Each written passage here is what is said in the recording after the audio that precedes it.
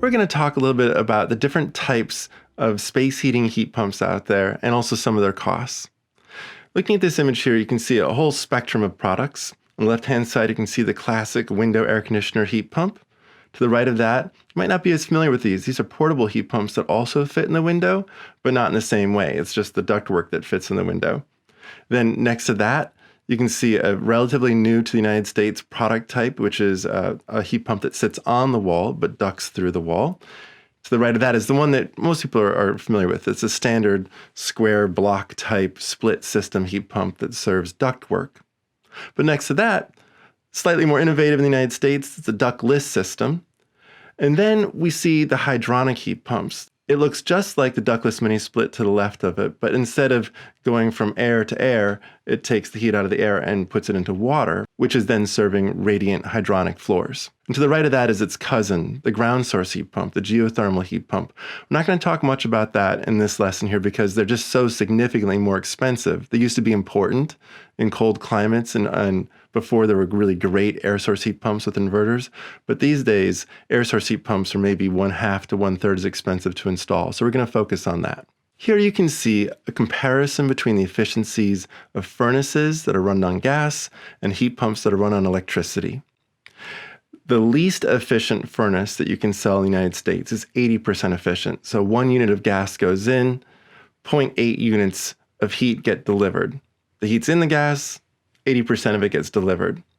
The most efficient furnace you can find on the market is a 97% efficient furnace. So there's only a little bit of waste heat, 3%. If you go to a heat pump, you take 1 unit of that heat, you stick it into the heat pump, and you get 2 out because it's collecting it from the air, from the environment.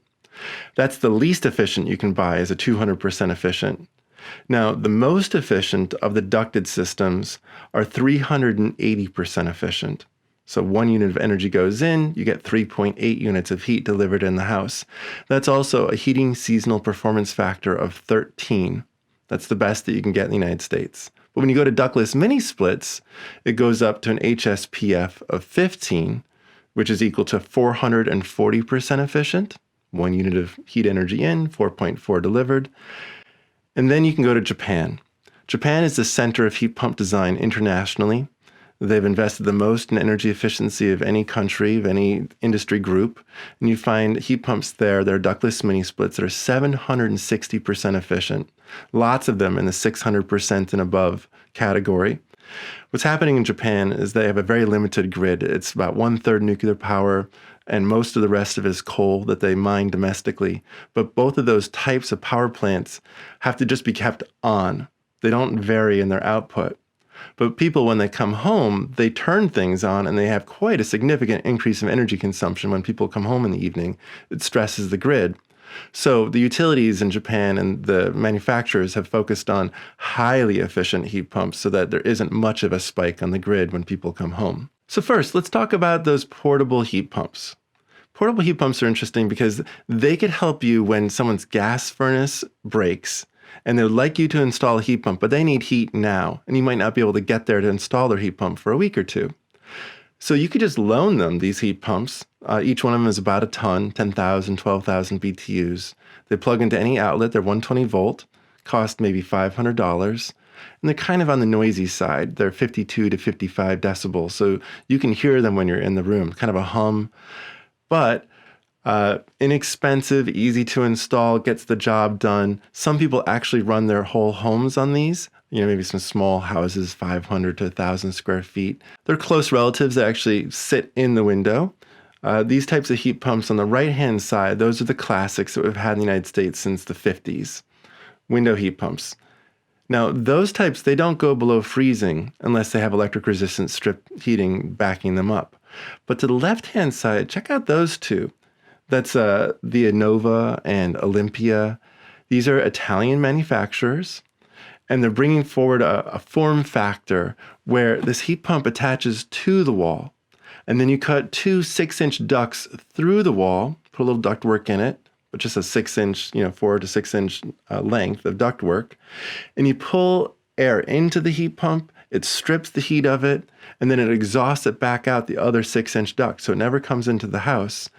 And these have inverters, so they can go down to -14 Fahrenheit, 5 degrees Fahrenheit with no issue. And because they have inverters, they're quiet. They have a very slow turn on. They don't make a loud noise like you hear in the motels with the heat pumps to the right there. These are a nearly silent turn on, and they can accelerate the compression cycle so that they can continue to produce at the same amount of heat even as it goes below freezing. So relatively new, but if you look at the Innova, for instance, that's approved for California installation. The Olympia is not yet, but the Innova is. It's gotten all of its paperwork done. And those cost maybe $2,000 per zone of 10 to 12,000 BTUs. So a house might need 3 of them to meet its heating and cooling loads, maybe 4. But what's nice about them is you can put one in each room, and you can have quiet zoned heating and cooling so everyone gets the temperature that they want. And it seems to be one of the least cost ways to install. Because they're 120 volt, all you really need is a carpenter there to cut the 2 holes and make it level, as opposed to installing ductwork and more electrical wiring, etc. So an inexpensive system. Here we have another relatively inexpensive system. These are vertical terminal heat pumps, VTHPs, also called VTACs back when they're air conditioning only.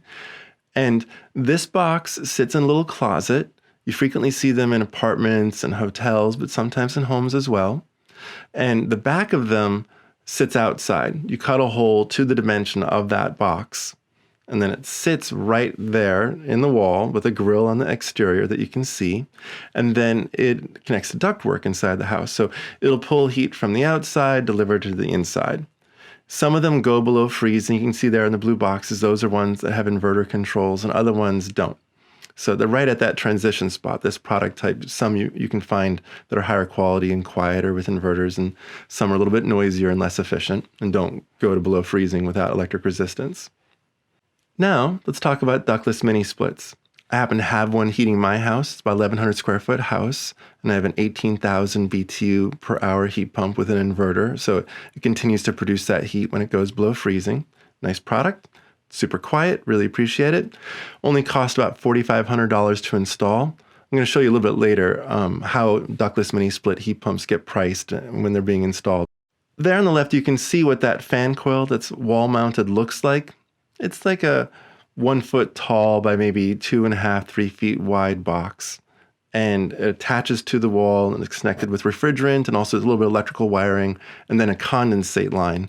You have to get rid of the dripping water that comes from air conditioning.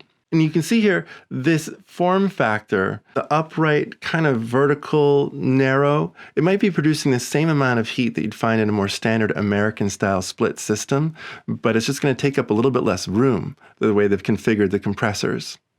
On the right-hand side, you can see those are systems that are designed for producing heat for much larger homes. So ductless mini splits can go from as little as 7,000 BTUs per hour, just one fan coil, all the way up to 5 tons, like 60,000 BTUs per hour. And they can be connected with multiple fan coils so that each room has its own zone, or it can just be a single fan coil. This type of heat pump, while it's called a mini split, it can produce as much heat as a standard split system that we're familiar with, the cube. So it's not really mini anymore. It's just a split system where the heat pump that sits outside is in a more vertical configuration, which can be nice to tuck it up against the house. And then the refrigerant is delivered inside to a fan coil. They make them in low static strength all the way up to high static strength, so you can do just heat delivery to a room or 2 or 3, or to the whole house, depending upon the fan coil that you install. They get bigger, bulkier, use more energy, of course, as they have to get more work done. But I just wanted you to see that there's that option. They can connect right into ductwork like a standard American-style split system can. Now let's talk about those American-style standard split systems, the cube that sits outside. This type of heat pump, up until about 2010, no one had connected inverters to it. So they always went into electric strip resistance heating when it got below freezing all over the country. People often continue to think that this type of heat pump can't go below freezing. But in fact, for more than a decade now, they've solved the problem. They put the little computer in there, and now they can go down to -10, -4 degrees Fahrenheit, and still produce their rated amount of heat, or maybe 80% of their rated heat, depending upon the device. There's many different brands of this type of heat pump. One thing that's important to be aware of that distinguishes one type from another is whether or not it uses a crankcase heater. It's just a little electrical wire that's wrapped around the compressor in there to make sure that it stays warm enough to keep the refrigerant and the lubricants from mixing together. And heat pumps don't need to be installed with a crankcase heater. There's a variety of different ways of configuring a heat pump so that you don't have to have an electric resistance strip heater inside the heat pump, keeping the refrigerant and the lubricant separated. But when it is there, you have to be aware of the fact that some of them leave them on all the time, which can end up eating a tremendous amount of electricity over the course of a month or a year, whereas other ones don't have crankcase heaters and you don't have that energy draw. Unfortunately, it can be kind of tricky looking at the specification sheet, seeing if the crankcase heater is there or not, and if it's controlled so that it turns off when the weather it doesn't require it, or if it stays on all the time. Just be aware of the fact that that's an issue, and hopefully you get familiar with the products that you like to install so you know what kind you have. So we're talking about retrofitting heat pumps into existing homes. One of the tricks you're going to find is that existing gas furnaces have a 120-volt plug for the fan.